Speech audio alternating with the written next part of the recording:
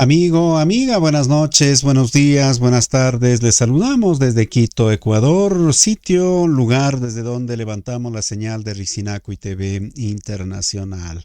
Siempre es un gusto enorme el volver a encontrarnos, mucho más todavía para conocer el caminar desde los territorios, así también las voces que desde allí nos pueden contar.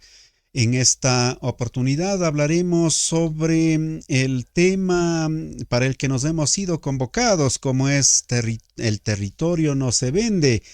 Pueblos amazónicos resisten desalojo en Napo, así es lo que lo hemos titulado. Y por supuesto, vamos por esta temática porque cuando el territorio se convierte en mercancía, los pueblos recuerdan que la tierra no es propiedad, es vida, es memoria y futuro. La Amazonía no es una frontera vacía, es un espacio habitado por pueblos que hoy resisten desalojos en nombre de un modelo que prioriza el extractivismo sobre la vida. Analizamos el conflicto en Napo como parte de una disputa mayor: territorio, derechos colectivos y el desafío de construir un Estado verdaderamente plurinacional. Amigo, amiga, mil gracias por acompañarnos. Esta es la temática por donde nos transitaremos en los siguientes minutos con nuestros invitados. Mientras tanto, mi saludo cordial a todos quienes se van enganchando desde las radioemisoras, así también desde los portales o plataformas digitales, así también las televisoras comunitarias. Vamos con esta brevísima pausa y de inmediato retornamos con nuestros invitados. Ricinacuy TV Internacional. En la voz de comunicadores de Avia Yala, llegamos a todos los rincones del mundo. Somos información, somos opinión, la voz de los pueblos desde sus territorios. Ricinacuy TV Internacional.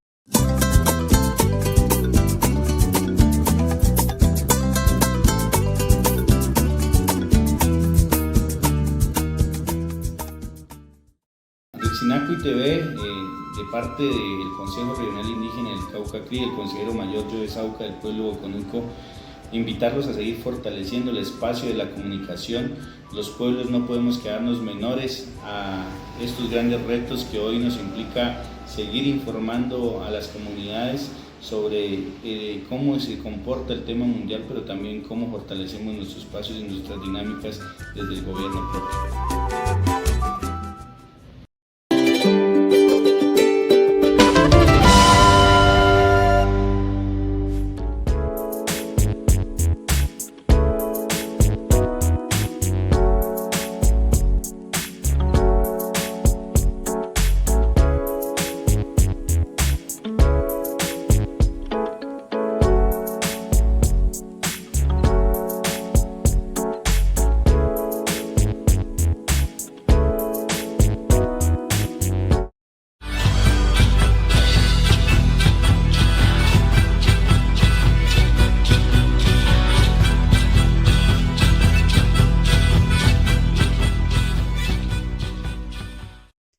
Gracias amigo, gracias amiga. Estamos ya para presentarles a nuestros amigos que nos acompañan justamente a esta hora.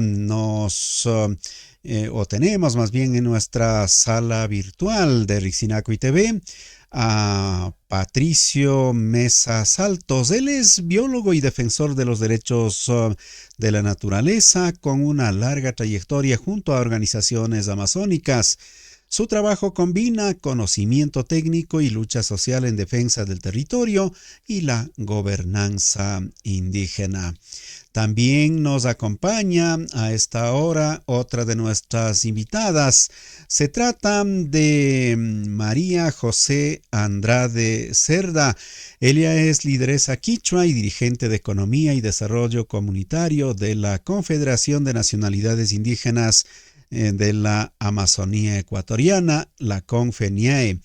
Promueve soberanía territorial, liderazgo de mujeres indígenas y alternativas económicas comunitarias en la Amazonía.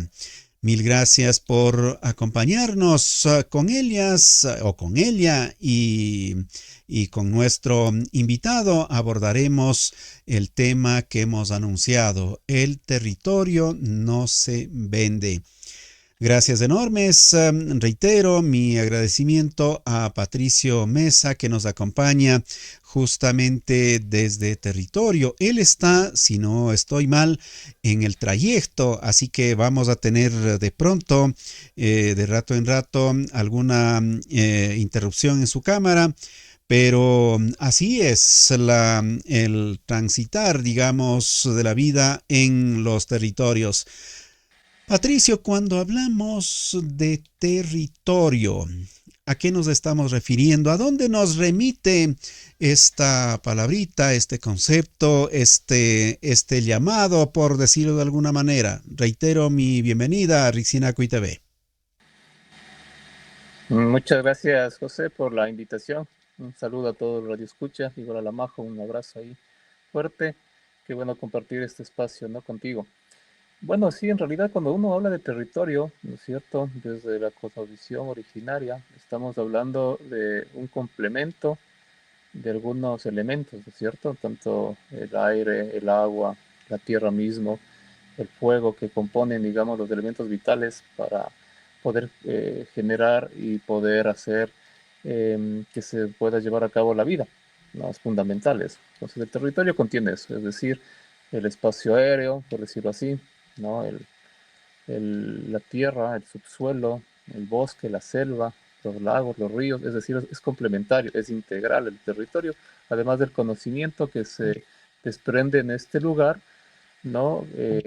A través de varias generaciones se ha transmitido conocimiento en cuanto al manejo y al uso del territorio ancestral, y eso es fundamental, ¿no?, para poder también tener dentro de esta concepción de territorio el conocimiento que tienen los pueblos originarios en cuanto a la tierra, ¿no?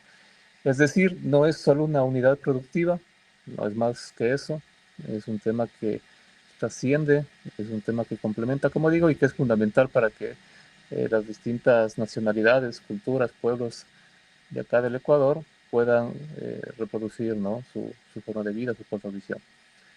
Eso podría decir en esta primera parte. Gracias a Patricio por esta entrada. Ahora con mi cordial bienvenida a María José Andrade con una siguiente inquietud.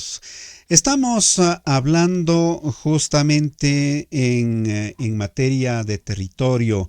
¿Qué es lo que tensiona, digamos? ¿Qué es lo que está en juego, en definitiva, en esos espacios? Porque no es menor, no es poco lo que a la final se va desarrollando o se va presentándose, se va uno enterándose, digamos, de lo que está ocurriendo. ¿Qué nos puede indicar a esta hora? Y gracias por acompañarnos.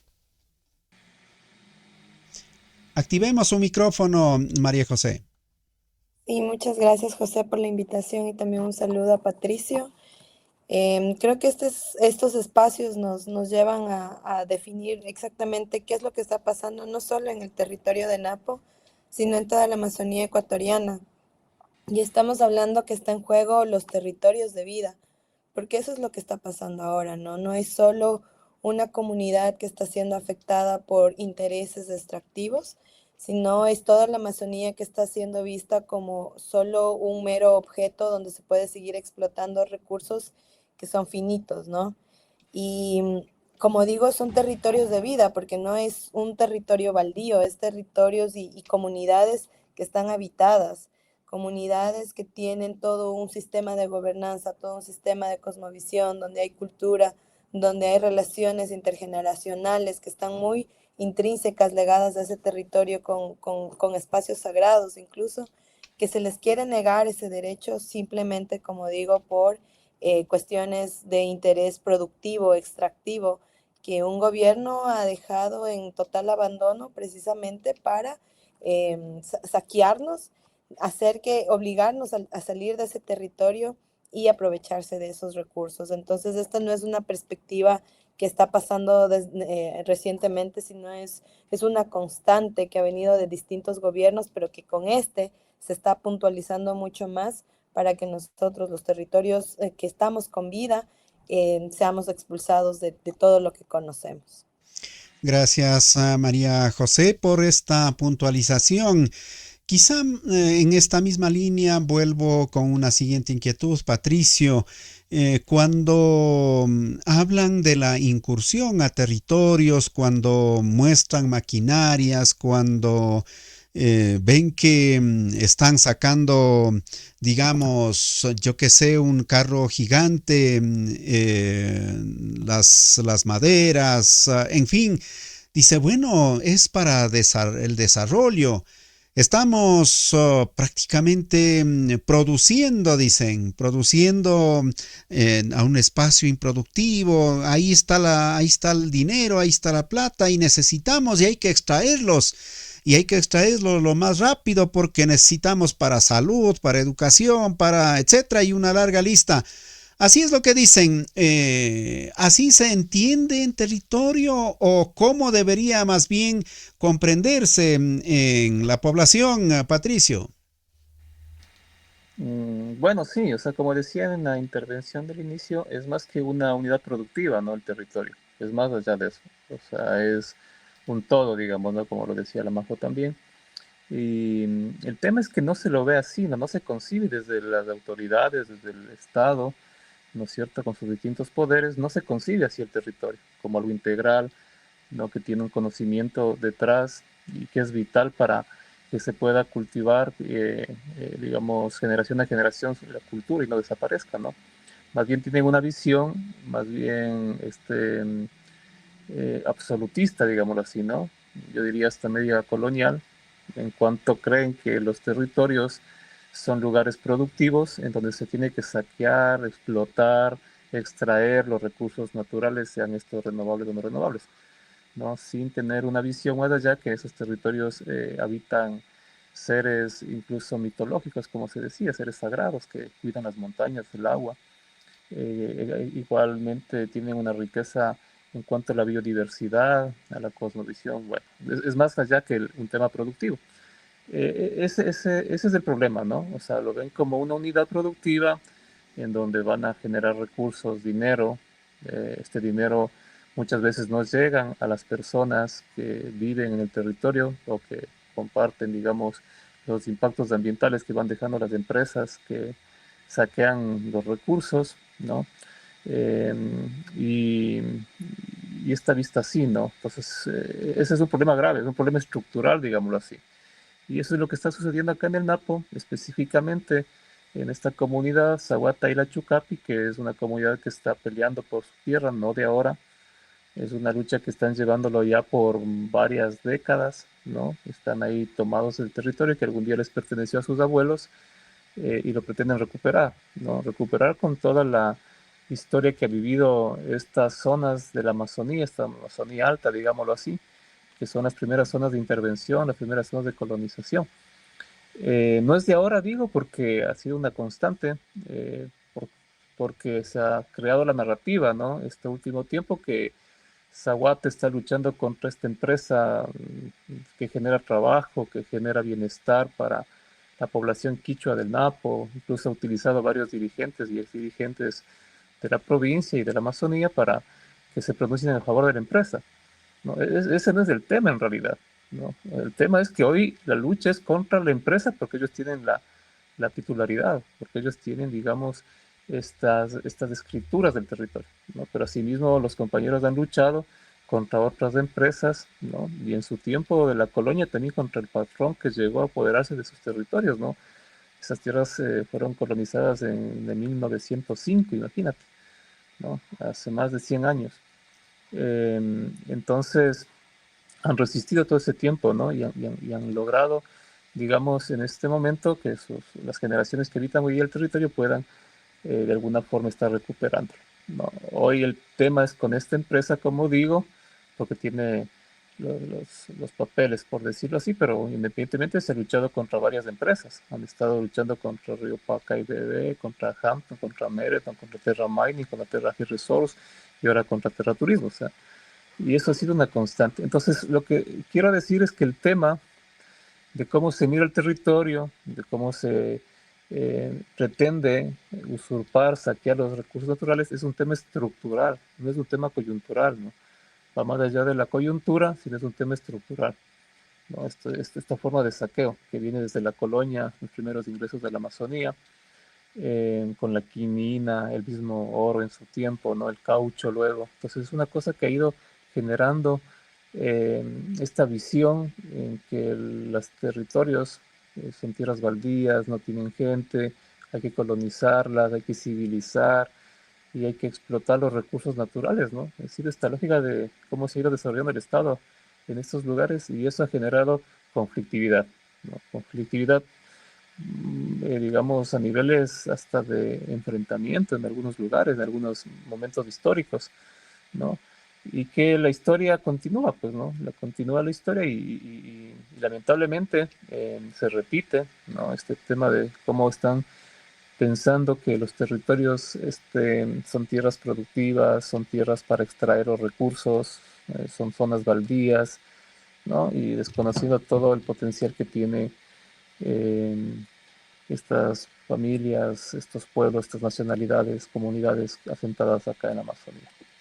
Gracias, Patricio, por esta ilustración, podríamos decir, de lo que acontece en territorios de la Amazonía con estas empresas que de tanto en tanto empiezan a hacerse presentes y a desarrollar sus proyectos, por supuesto, proyectos personales o proyectos de grupos con seguridad adinerados, no puede ser otra manera, pero los que quedan perjudicados son la población en definitiva. ¿Qué podemos en cambio contar, María José? Quizá en el sitio donde han pretendido desalojar y la comunidad ha reaccionado y hay esta puja, ¿cómo podemos resumirlos? Muchos de los amigos, escuchas o videntes, digamos, tal vez no tengan la suerte de siquiera pasar por la Amazonía, solo han escuchado y tienen una idea de inmensas extensiones de árboles. Y bueno, pues alguien que no tiene este conocimiento dice, bueno, pues están árboles y se acabó. Hasta ahí llegó un poco el criterio. Pero ¿cómo podemos explicarlos, María José, un poco para mostrar de que no es pues un tema sencillo este caso? Claro, y ahí retomo lo que decía Patricio, que es muy importante señalar que a la Amazonía ecuatoriana se la ve como un sitio que todavía hay que explorar y no se le ve como un sitio, como un espacio de vida donde todavía estamos resistiendo a los pueblos indígenas, ¿no? El caso de Isla Chucapi, como ya dijo Patricio, no es más bien un tema de colonización desde 1905, incluso podríamos decir hasta más antes. Pero los pueblos indígenas hemos estado aquí asentados en todo este territorio, sobre todo los quichuas del Napo hemos estado ahí. Las comunidades pertenecen a la nacionalidad quichua de la provincia de Napo, entonces eso es innegable que los territorios los habitábamos. Ahora que los intereses primero ganaderos de estos conquistadores de territorio llegaron ahí por los años, ya dijo, los años 70 y que luego, como ya se quedó vacío, ya no era funcional el tema de la ganadería, dejaron supuestamente esas tierras, pero eso era territorio ancestral de los pueblos indígenas, ¿no? Que en los años ahora, antes de los 2000, empezó como a verse que todas estas zonas del Napo teníamos, hay mucho potencial de oro en estas zonas, entonces empezó a darle estas concesiones mineras. De hecho, esta es una de las primeras concesiones mineras que se da en la provincia. Y ahí empieza la lucha de nuestros compañeros, porque ellos habitaban ahí, más allá de lo que se diga en las escrituras, en todo este conflicto, los compañeros vivían ahí y empieza toda esta pugna, pero mucho más fuerte porque es un recurso que quiere el Estado, no solo empresas privadas, como se hace en la ganadería, en la agricultura, sino ya el tema minero es un tema de Estado, ¿no? Y empieza toda esta pugna. La pugna de Zahuata está haciendo por más de 30 años ahora mismo. Y es inconcebible seguir pensando que es una pugna solo porque los pueblos se quieren adueñar de un territorio, sino es más bien ver el trasfondo y decir a los compañeros que no conocen este territorio, que el río Anzu, que habita en la comunidad, es un espacio donde están tanto las personas, pero tanto toda su forma de vida, ¿no? Entonces, esto tiene un trasfondo histórico, también como dije, porque la estructura en la que se ha mantenido este gobierno, y de hecho todos, el Estado más bien, es una cultura desarrollista, pero que no vela por pueblos indígenas, que pone el interés de la sociedad en general y no la de sus pueblos que han habitado estos territorios por años y que simplemente ahora con el boom, otra vez el boom del oro, están queriendo explotar todas estas cuestiones, ¿no? Entonces, yo creo que es contarles que estos espacios, como dije, que en la provincia del Napo, al ser una provincia turística, empezó a ser ahora una provincia minera. Es contarles que la contaminación que se está dando en el río Anzu, comunidades más abajo de la Zahuata y la Chucapi, ha sido un problema que ha crecido en la última década y que nadie hace nada porque este río, el Anzu, llega al Napo y al haber contaminación de este río, significa que hay mucha más contaminación. Esto tiene un trasfondo mucho más grave que nadie está hablando y que ahora obviamente que con todo este anuncio supuestamente del cese de actividades mineras está ralentizándose, pero que es latente, ¿no? Que como digo, ahora se supone que la empresa Terra Turismo tiene un enfoque agropecuario, pero al principio era todo minero. Entonces, no podemos hablar de ciertas cosas sin mencionar las otras. Tiene que haber un contexto general que lastimosamente la narrativa del Estado, la narrativa de los medios que responden a este Estado fraudulento contra los pueblos indígenas no están contando. Y es por eso que necesitamos estos espacios para dar a conocer todo lo que está pasando en el territorio.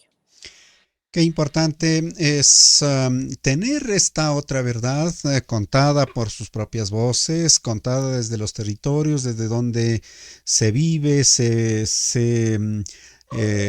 atestigua por último y particularmente también se tiene las consecuencias de manera permanente. Vamos a seguir desarrollando este importante diálogo con nuestros invitados luego de esta brevísima pausa.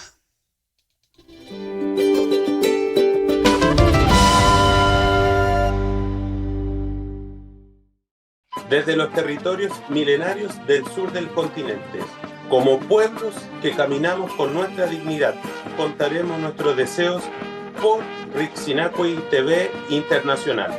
Amulepe Tainhuaychal. Nos sumamos a ser un portavoz de la realidad que surge día a día. Desde los territorios más alejados de Colombia, manifestamos de todo corazón nuestro deseo de encontrarnos con los pueblos de América Latina a través de Rixinacui TV Internacional, con el fin de seguir manteniendo vivos nuestros saberes culturales y ancestrales de los territorios. Los invitamos a escucharnos a través de Rixinacui TV. Rixinacui TV Internacional.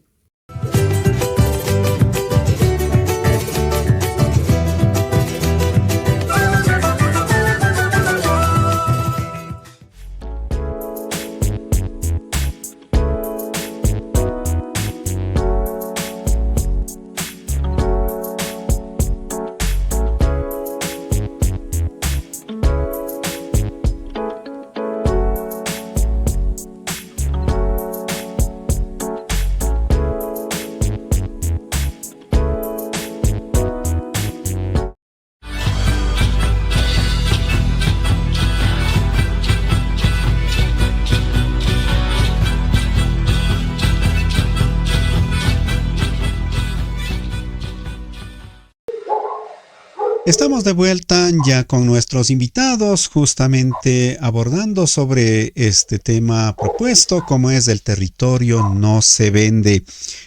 Nos han contado ustedes, Patricio y María José, de la situación que están viviendo justamente en la Amazonía ecuatoriana y particularmente en la provincia de Napo. Lo que me gustaría preguntar antes de, o más bien aprovechando de que usted es dirigente incluso de la Confeniae con esta enorme responsabilidad, ¿cuál es el papel que en una circunstancia como esta, en amenazas como las que está viviendo esta comunidad, cuál es el papel y la importancia de la unidad comunitaria, de contar con una organización cada vez fuerte, digamos, María José? Yo creo que aquí lo fundamental y trascendental, sobre todo, es hablar de estas estructuras comunitarias que siempre se han mantenido en las comunidades indígenas, ¿no? En los pueblos, en las culturas amazónicas. Porque, como decía, históricamente la comunidad y la Chucapi-Tzahuata ha mantenido esa fuerza. He visto que son generaciones de abuelos, tíos, madres, hijos e incluso nietos que están defendiendo el territorio. Tenemos el caso de nuestra compañera Marcia Aguinda, que fue una de las líderes de este territorio, que lamentablemente falleció por una enfermedad, pero que era una de las más fuertes de la comunidad y unía, ¿no? A través de las prácticas ancestrales que nosotros tenemos, que es la Guayú Supina, convocaba para organizarnos. Esa es la estructura que seguimos manteniendo y que es la fortaleza de los pueblos. Igual las organizaciones, pese a las dirigencias, creo yo, que mantener estas tradiciones, estas prácticas que nos hacen más fuertes en lo comunitario, es lo que nos da la clave para mantener esta unidad. Y ahí se ve y se refleja todos estos objetivos colectivos que muchas veces desde afuera no se entienden. Cuando hablamos de colectividad es para hablar de esta fuerza que nos hace a todos uno solo. Entre más variedad de pensamiento, hacemos una mayor fortaleza, pero porque ahí compenetramos y dialogamos para fortalecer este objetivo común que tenemos. ¿Y cuál es el objetivo? En la comunidad Ila-Zahuata Chucapi es precisamente mantener el territorio en pie, mantener ese espacio de vida que ellos tienen en contra de cualquier proyecto extractivo. No solo es el minero, sino cualquier proyecto que afecte su forma de vida, ya sea productivo, como están ahora diciendo, extractivo, como es minería, pero en general es defender esa forma de vida, ese espacio que ya mantenían a sus propias condiciones. Y eso se llama gobernanza y autonomía. Creo que eso es el principio fundamental por la cual todas las organizaciones indígenas se fundamentaron. Conseguir la gobernanza, conseguir la autonomía que se merecen estos pueblos, que nos merecemos como pueblos y nacionalidades indígenas, porque para eso estamos, ¿no? Entonces, creo que ese es el pilar fundamental. Seguir manteniéndonos en la lucha con el objetivo de alcanzar una autonomía adecuada en un Estado que ya reconoce la pluriculturalidad y la multietnicidad. Gracias, María José, por estos elementos. Ahora vuelvo, en cambio, con nuestro invitado, como es Patricio, que nos acompaña de igual manera. Patricio, hay este señalamiento que hace de manera reiterada, digamos, María José.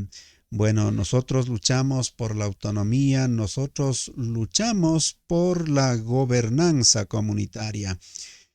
¿Cómo se entiende, le preguntaré esto, y cuál es el aprendizaje y la enseñanza, por último, para el resto de comunidades? De pronto ya no solo para la Amazonía, sino para la región andina, para la costa, y por qué no decir también para otros territorios fuera de las fronteras ahora denominadas ecuatorianas, como es a nivel continental, porque cuando se habla de territorio, pareciera que están hablando, no sé, pues igual de Napo, aunque dicen que están en Argentina, pero pareciera que están contando o describiendo una realidad tan dura que están viviendo justamente en la región amazónica ecuatoriana.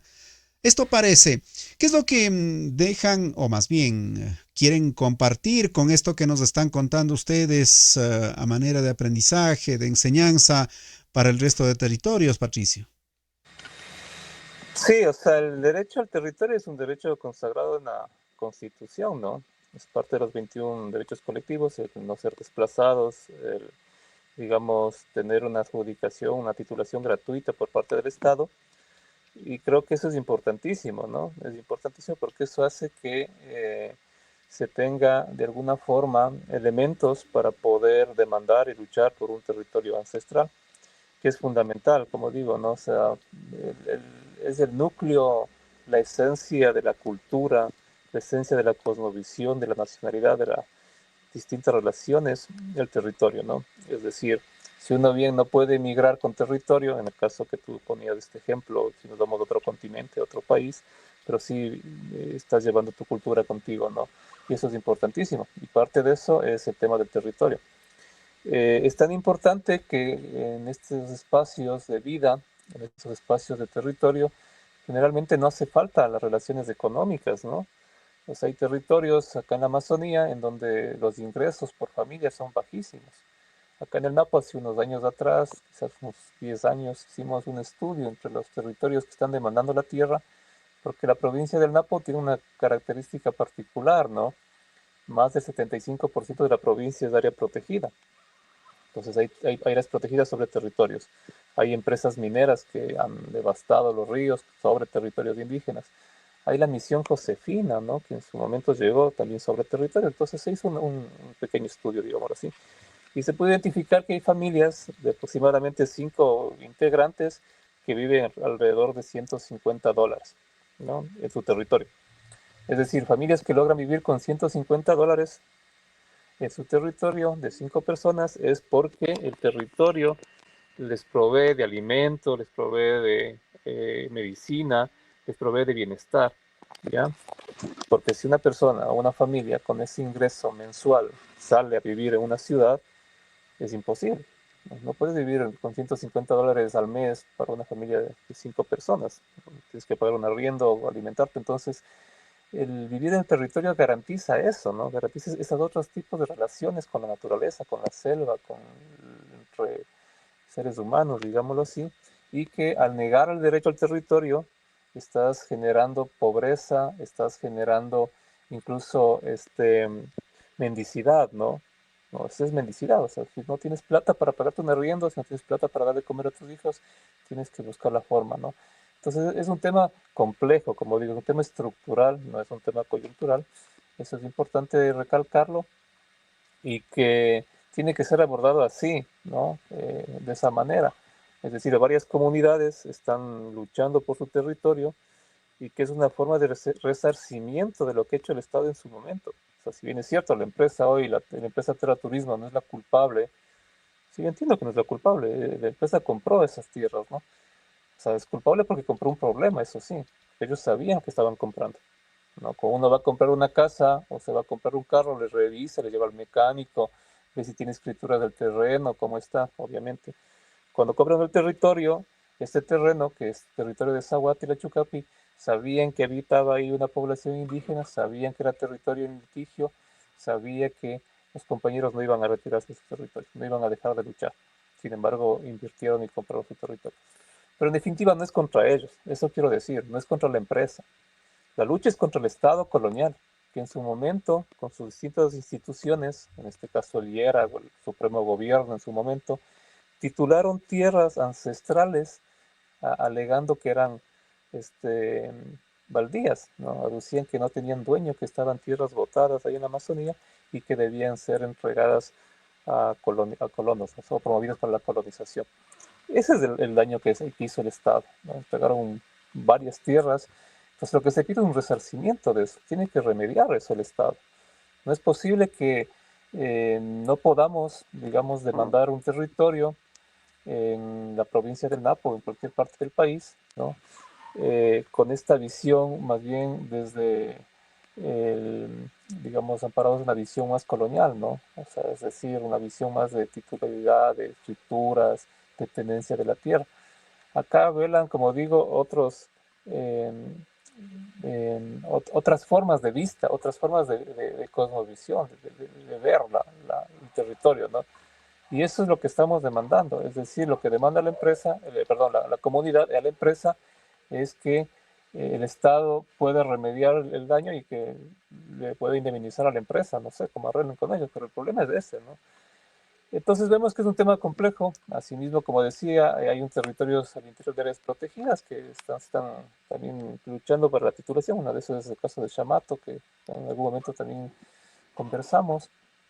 Es otro caso que están ahí demandando también su territorio ancestral, que está en áreas protegidas. De la misma manera, el Estado designa este territorio conservado por los compañeros de Chamato para que se haga un parque nacional, ¿no?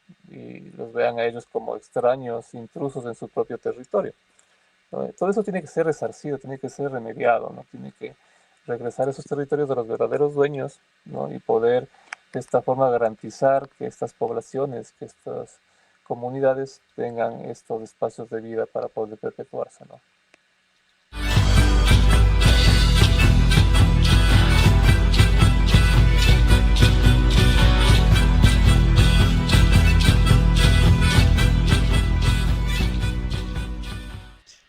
Estamos dialogando con nuestros invitados sobre el territorio y los territorios no se venden. Los territorios dan vida, dan justamente la pervivencia de la población y los seres en esos espacios.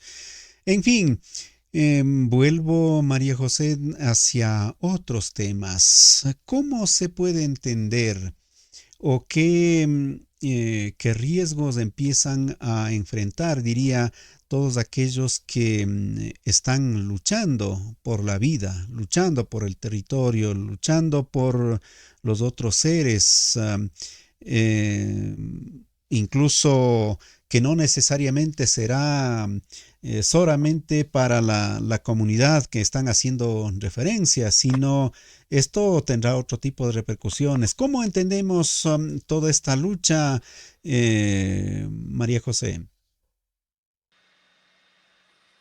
Activemos su micrófono. Como dije al principio, creo que hemos demostrado a los pueblos indígenas que nuestra lucha persiste, pero no porque sea ese nuestro sueño, sino porque nuestro sueño es alcanzar la soberanía y sobre todo la libertad para que nuestras próximas generaciones no tengan que seguir adaptándose, seguir bajo opresión de unos sistemas que todavía no logran entender cómo queremos tener nuestras formas de vida, ¿no? Es injusto también que nosotros tengamos que estar en este proceso de resistencia. ¿Por qué? Porque hay un Estado que no quiere aceptar, que necesita trabajar en la interculturalidad, necesita escuchar las voces de todos los sectores de los pueblos y en este caso nosotros como pueblos indígenas que defendemos un territorio tan biodiverso, pero que más que nada nos da vida a nosotros, ¿no? Vida a los seres humanos, pero también hay vida del entorno, de toda la naturaleza existente. Creo que también es un llamado para que no solo se nos deje a nosotros como pueblos indígenas, porque muchas veces se piensa, pues porque no me afecta a mí, esta lucha tienen que librarla solo ellos. Los territorios amazónicos, los territorios indígenas son los espacios de vida que contribuyen a mantener el equilibrio natural de todo el planeta.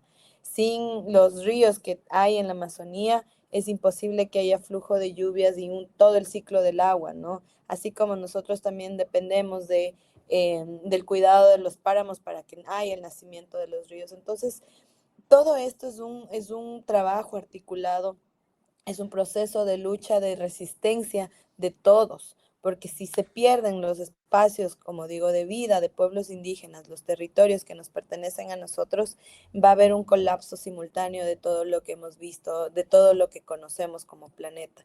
Y en ese caso también, como dijo Patricio, no es solo una lucha independiente de comunidades, sino que es una lucha en general de toda la Amazonía.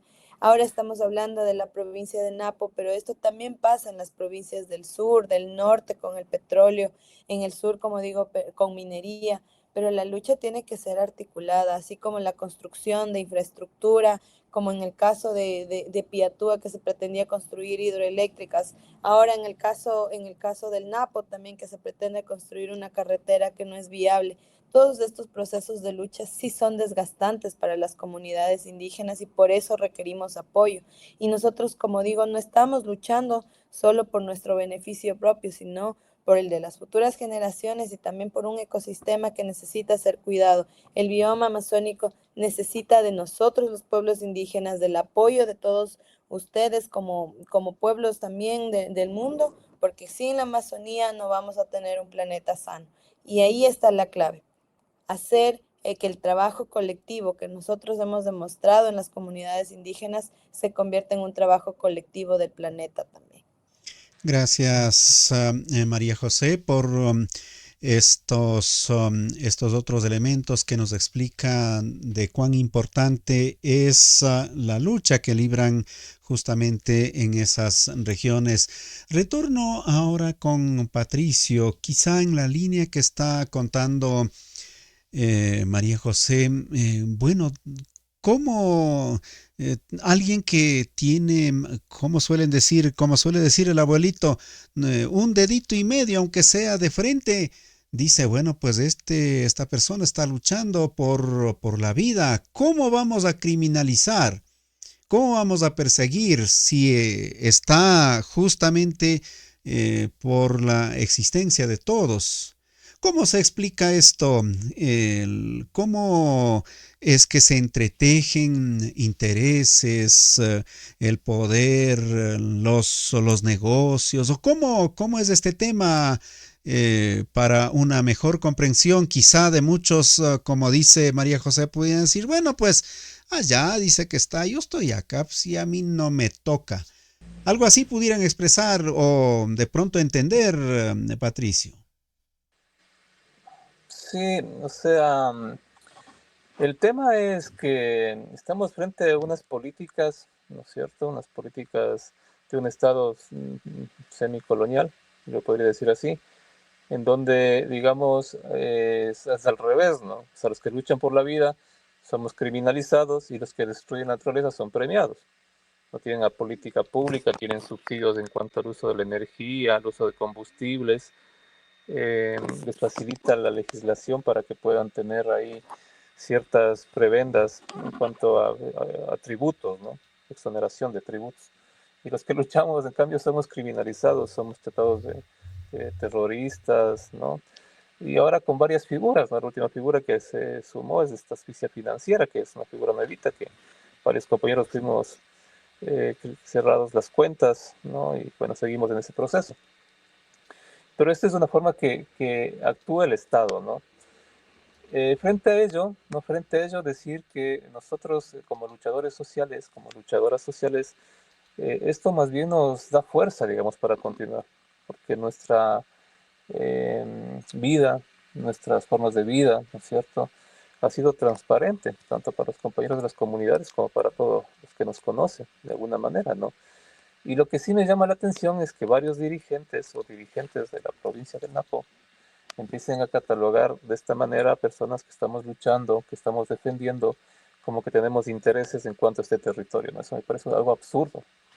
Me parece que es desvalorizar la lucha histórica del pueblo quichua del Napo o del pueblo quichua de la Amazonía o del Ecuador, ¿no? Es decir, que los compañeros no son capaces de recuperar y de luchar por sus territorios, sino que tiene que venir una persona de afuera para decirles recuperen sus territorios, y es más, y que les pueda chantajear diciendo que si es que recuperan una parte es mía, entendiendo que los territorios se pueden dividir como si fueran una herencia de un padre hacia unos hijos. Eso es una cosa sumamente colonizada, pensamientos colonizados, y qué pena que venga de un ex dirigente de la FOI, ¿no? Estos tipos de comentarios que los compañeros de Zaguata por sí mismos no tienen la capacidad de luchar por su territorio, que tienen que haber personas de afuera que les incitan a que se tomen las tierras y que a cambio de eso que están pidiendo una tajada, como dicen. Eso es una cosa absolutamente absurda. Y reitero, es desvalorizar el pensamiento, el sentimiento, la cosmovisión quichua del Napo. Eso es más preocupante que el Estado, porque bueno, el Estado estamos ya con un Estado colonial, un Estado neoliberal, lo que dijo María José, ¿no? Donde las políticas extractivas prevalecen y a costa de todo. Lo otro es más preocupante porque viene de la propia base, ¿no? De la propia dirigencia, de los propios compañeros que están ahí. Y eso sí hace que uno se preocupe y que pueda pensar en cómo estas formas de ingresar del poder a través de sus medios o de sus poderes hegemónicos, ¿no? Que existen, pueden cooptar a estas personas y irse en contra de su propio pueblo, ¿no? Nada de eso, ¿no? Eso es muy peligroso, ¿no? Y esto hace que en varias ocasiones, ¿no? Tengamos que tener esta finura, digamos, para poder resolver estos conflictos más internos, ¿no? Tiene que resolver así, con ese lujo de detalle, con esa finura, como digo, estos conflictos internos, y tiene que de alguna forma responder hacia la cultura y su cosmovisión, o sea, quizás un proceso de justicia indígena, alguna cosa que tendría que hacer con este tipo de pensamientos coloniales que vienen del propio mundo indígena. Eso lo digo porque está sucediendo aquí en la provincia del Napo y que de alguna forma se ha reiterado en otros territorios también, ¿no? Entonces, donde hay que luchar. Pero bueno, seguimos luchando a pesar que está en un momento adverso, criminalizados, digamos, con toda esta campaña de desprestigio también que ha hecho el Estado frente a los luchadores sociales, pero sin embargo continuamos, ¿no? Continuamos con fuerza, con vitalidad. El caso de Zaguate y Lechucapi es un caso que están los compañeros y compañeras luchando, como dijo la María José. Ahí hay compañeros que han dado su vida por ese territorio, han muerto compañeras, compañeros, luchando, ¿no? Y no es una lucha que está impuesta desde afuera, más bien todo lo contrario, ¿no? Es un ejemplo para la lucha para la Amazonía. El caso de Zaguata es un caso emblemático para la provincia del Napo, para el Ecuador. Estuvo varias ocasiones en mesas de conversación con el gobierno, ¿no? En todo lo que ha llevado la CONAIE a lo largo de este tiempo. Ha sido un caso emblemático para la CONAIE y para el Ecuador, ¿no? Entonces, hay que tenerle, digamos, esta forma de apreciar o de ver cómo el territorio de esta lucha, ¿no es cierto?, permite de alguna manera fortalecer y hacer que otros territorios también se puedan animar a recuperar sus territorios ancestrales, ¿no? Eso me parece que es fundamental. Gracias. Seguimos luchando. Gracias, Patricio. Estamos a punto de concluir. Vamos a una última pausa y nos quedan unos minutitos para ir cerrando este importante diálogo. Amigo, amiga, estamos hablando sobre el valor del territorio y qué es lo que ocurre con este elemento tan fundamental para la vida en los diferentes pueblos. Retornamos.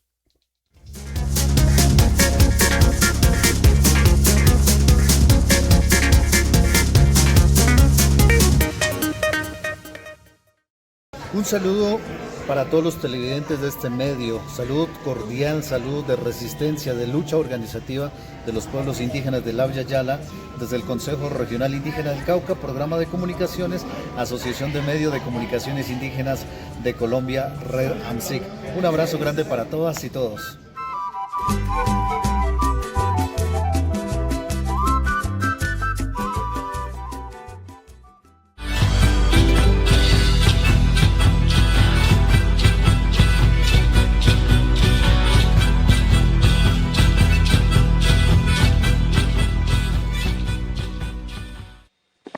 Nos quedan unos minutitos para ir cerrando, María José. Gracias por la gentileza de acompañarnos. Quizá cuál es el llamado que quisieras dejar. Conforme iba contando, Patricio, incluso se me vino a la mente, bueno, pues ustedes están viviendo una situación de esa naturaleza, por ejemplo, en el ámbito de la región andina. Bueno, pues con este cuento de que ya es mi tierra, mi esfuerzo, yo ya tengo mi escritura, yo haré lo que pueda hacer de acuerdo a mi decisión, y vendo, alquilo, dejo, etcétera. y a la final han ido resquebrajando a las comunidades. En su momento habían tierras comunitarias, ahora hay que buscar con lupa dónde lo mantienen y bajo, digamos, qué esfuerzos. ¿Cuál es esa importancia de tener algo comunitario? Estamos en tiempos del individualismo, donde dice, bueno, a la final tú tienes la libertad, dice, de estudiar, de prepararse, de superar, de conseguir bienes, yo qué sé, a la final van bombardeando por ese lado. Pero ustedes están poniendo énfasis en que lo comunitario es más alentador. ¿Cómo explicamos esto y algún mensaje final que quisieras dejar colocado, María José? Mil gracias.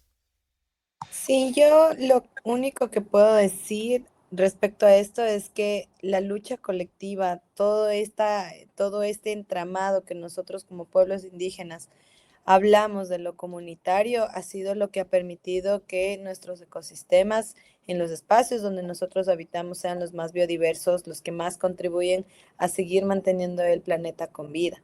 Entonces no es un tema de locos, hay que ser, como decía, muy perceptivo a ver que las soluciones de toda la crisis mundial que tenemos es por estos individualismos que en temas comunitarios se van aboliendo.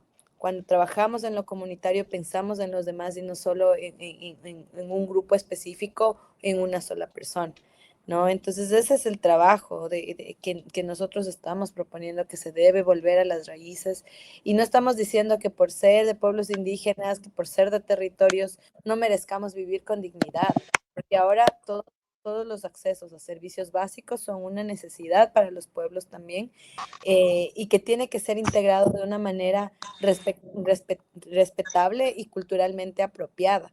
Entonces, es una cuestión de también trabajar en este Estado plurinacional y multiétnico que tanto hemos propulsado desde Ecuador y sobre todo desde los pueblos indígenas. Y creo que el mensaje es esto, ¿no? Como decía hace un momento, trabajar en unidad, porque este es un beneficio que estamos dando todos. El caso Tzahuata y la Chucapi se asemeja mucho en la provincia al caso Chamato, se asemeja mucho al caso Piatúa que tenemos muy cerca, porque estamos en defensa de estos territorios, ¿no? De los recursos, que para la gente es recursos, para nosotros son seres que están dentro de nuestros espacios de vida.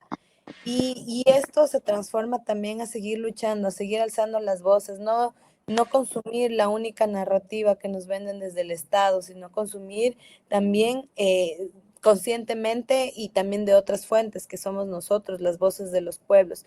Porque digo, no es justo que tengamos que ver fallecer a líderes en una lucha que nosotros seguimos manteniendo. No es justo que nuestros liderazgos tengan que morir y sin ver resultados de esta lucha, ¿no? Palpables, ver a nuestros pueblos todavía condenados por temas extractivos, por temas de que no se acepta la interculturalidad.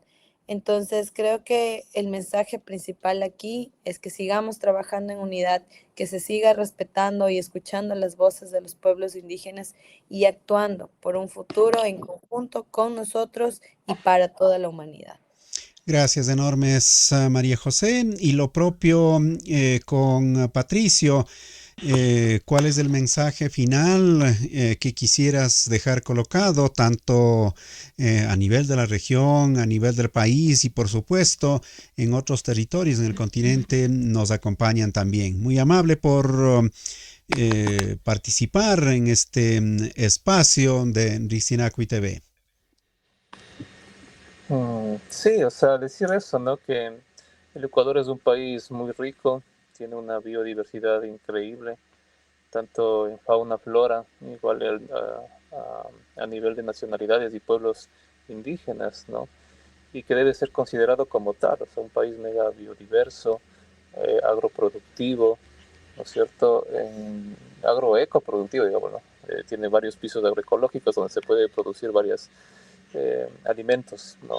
Eso es importantísimo. Y que no se lo vea como un país que esté destinado a la producción o al saqueo de los recursos naturales, ¿no? Al extractivismo, no sea este extractivismo de agronegocio, agroexportación, sea de petróleo, sea de minería, son actividades que generan destrucción, malestar, y digamos una calidad de vida no en niveles óptimos, sino al contrario, ¿no? Que es una mala calidad de vida y que de alguna forma de alguna manera tienes que luchar, ¿no? Eso diría, ¿no? Entonces, hacer un llamado a que las organizaciones, los pueblos que se encuentran luchando, defendiendo los territorios, que se encuentran de alguna forma ahí en este camino, que nos podamos juntar, ¿no? Se lo he llamado a la unidad, a juntarnos, a tener estas visiones compartidas, ¿no? Es importante siempre trabajar desde un equipo multidisciplinario, no sé, donde se vea el problema a solucionar desde una visión conjunta, desde la unidad de los territorios, como digo, y avanzar hacia ese propósito, ¿no? O sea, aquí en el país hay muchos territorios por defender, quieren arrebatarnos, digamos, lo poco que existe conservado, lo poco que existe en cuanto a conocimiento ancestral, quieren destruirlo, desvalorizando, ¿no? Entonces el llamado es a proteger eso, a proteger nuestro país, a proteger nuestra vida, ¿no? A decir que el Ecuador tiene un potencial impresionante para ser un país pionero en turismo, en conservación, en varias actividades más amigables con la naturaleza y no más bien ser un país mega minero. Ya tenemos el ejemplo del petróleo, la devastación que ha dejado en el norte de la Amazonía, igual de la agroindustria, ¿no? La agroindustria ahí en la costa terrible, ahora quieren meter la agroindustria acá en Amazonía con la siembra de malanga papachina, quieren contaminar los ríos. Imagínate lo que son 600 hectáreas, cerca de 1000 hectáreas de papachina, es una locura, es enorme el territorio, es un monocultivo tenaz que acaba con todo el sistema chakra, por ejemplo, de las comunidades, y eso es lo que pretende hacer esta empresa, ¿no? Es una otra prueba de extractivismo, ¿no? Y además que está ligado con el tema minero, ¿no? Esto está claro. Entonces, decir que hay otras formas de vida, hay otras formas de desarrollo, hay otras formas de producción independiente aquí en el país. Animales a que nos juntemos, la unidad es importante para avanzar en este proceso de lucha. Gracias enormes, Patricio. Gracias, María José, por acompañarnos, por abordar esta temática que es tan crucial. Ojalá en una siguiente oportunidad pudiéramos volver a encontrarnos en esta ventanita, digamos, al mundo y seguir abordando estos y otros temas. Mil gracias por hoy. A usted, amigo, amiga, muchísimas gracias por acompañarnos justamente en el abordaje de la temática que hemos planteado. Volveremos en una siguiente oportunidad. Hasta entonces.